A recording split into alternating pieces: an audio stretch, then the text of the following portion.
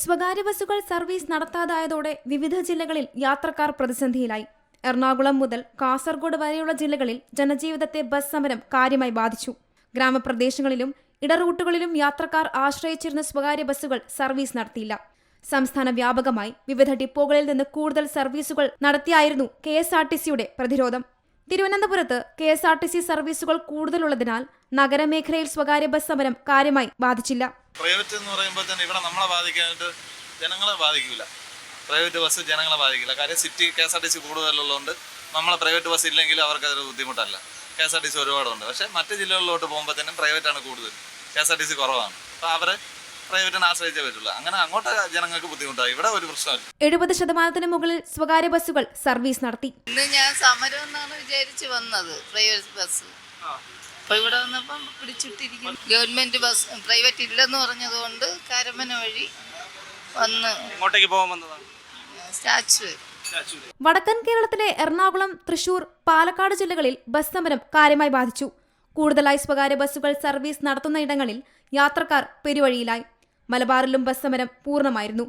അതേസമയം സ്വകാര്യ ബസ് സമരത്തിൽ സർക്കാർ ജനപക്ഷത്താണെന്ന് ഗതാഗത വകുപ്പ് മന്ത്രി KB ഗണേഷ് കുമാർ. കുട്ടികളുടെ ചാർജ് വർദ്ധിപ്പിക്കണമോ എന്ന് ജനങ്ങൾ ആലോചിക്കണമെന്നും ക്രിമിനൽ കേസുകളിലോ ലഹരി കേസുകളിലോ പ്രതിയായവരെ മാത്രമേ ജോലിക്ക് നിർത്താനാകൂ എന്നത് അംഗീകരിക്കാനാകില്ലെന്നും മന്ത്രി. അവരുടെ ഡിമാൻഡുകൾ എന്ന് പറയുന്നത് ജനങ്ങളാണ് അത് തീരുമാനിക്കുന്നത്. സർക്കാർ ജനങ്ങളുടെ പക്ഷത്താണ്. സർക്കാർ ജനപക്ഷത്ത് നിന്നുകൊണ്ട് പെരുമാറുമ്പോൾ ഇതിൽ 2 ഡിമാൻഡുകൾ ഞാൻ പറയാം. ഒന്ന്, കുട്ടികളുടെ ചാർജ് വർദ്ധിപ്പിക്കുക എന്നുള്ളതാണ്. കുട്ടികളുടെ ചാർജ് വർദ്ധിപ്പിക്കുന്നത് നല്ലതാണോ എന്ന് ജനങ്ങളാണ് തീരുമാനിക്കുന്നത്. മറ്റൊന്ന്, പോലീസ് ക്ലിയറൻസ് സർട്ടിഫിക്കറ്റ് വേണം എന്നുള്ളതാണ്. അത് ഒഴിവാക്കി കൊടുക്കണം. അതായത് ആൻറ്റി സോഷ്യൽ, സാമൂഹ്യ വിരുദ്ധരായ ആളുകളെ ക്രിമിനൽ കുറ്റങ്ങളിലും സ്ത്രീകളെയും കുഞ്ഞുങ്ങളെയും ഉപദ്രവിക്കുകയും കൊലക്കേസിൽ പ്രതിയാവുകയും കേസിൽ ശിക്ഷിക്കപ്പെടുകയും അതുപോലെ ഈ മയക്കുമരുന്നുമായി ബന്ധപ്പെട്ട് കടത്തലും ഉപയോഗിക്കലും ഒക്കെയുള്ള കേസുകളിൽപ്പെട്ട ആളുകളെ ഡ്രൈവറും കണ്ടക്ടറുമായിട്ട് ക്ലീനറായിട്ട് വെക്കണം എന്ന് അവരാവശ്യപ്പെടുന്നുണ്ട്. അത് പറ്റില്ല എന്നുള്ള ഗവൺമെന്റ് നിലപാടാണ്. അതേസമയം ഉന്നയിച്ച ആവശ്യങ്ങൾ അംഗീകരിച്ചില്ലെങ്കിൽ അനിശ്ചിതകാല ബസ് സമരത്തിലേക്ക് പോകാനാണ് സംയുക്ത സമരസമിതിയുടെ തീരുമാനം. സർക്കാരിന്റെ ഭാഗത്ത് നിന്ന് വ്യവസായം സംരക്ഷിക്കുന്നതിന് ആവശ്യമായ ഒരു നടപടികളും ഇല്ലാത്ത സാഹചര്യത്തിൽ ബസ് സർവീസ് നടത്താൻ കഴിയാത്ത സാഹചര്യത്തിലാണ് ഞങ്ങളൊരു സമരത്തിലേക്ക് പോയത്.